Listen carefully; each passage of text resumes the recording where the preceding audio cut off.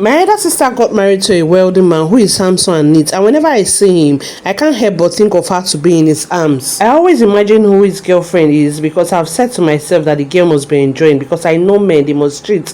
Every day I see myself thinking about my sister's husband. After my final year exams, I told my elder sister that I would love to come over to stay with them as I wait for my NYSC. My sister accepted, so finally I went there. Every night I go to their door to just listen to how my sister's husband is touching her. It turns me on, and I will end up touching myself with this picture in my head. I always look for an opportunity for me to be with my sister's husband till one weekend when my sister was on night shift. I went to the bathroom and I started shouting, and my sister's husband came to rescue me. When he came, I ran out without clothes and I held him tight. I told him I saw a snake and he told me to hold on so he can check. He said he didn't see anything, that I should try and sleep, but I told him I can't sleep alone because of what I saw. I told him to bring down a mattress to the sitting room so I can stay there while he's walking. That night, I finally succeeded in seducing him.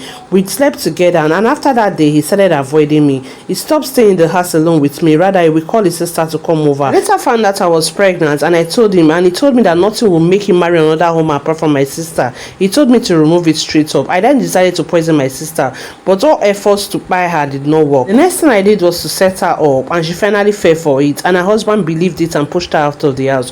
When my sister was leaving, she told me to follow her, but I did not follow her. I stayed in the house with her husband. My sister was surprised, but she left. When her husband came in the evening and saw me, he asked me if my sister left with everything. I said yes. His next move was to bring a juice for me and told me to drink it. As we were talking in the sitting room, I was so happy that he got me a gift. That means he wants us to stay. After taking the drink, he made calls and some guys came in. Before you know it, they bundled me outside the gates, brought my bags outside, and immediately my sister's husband drove out.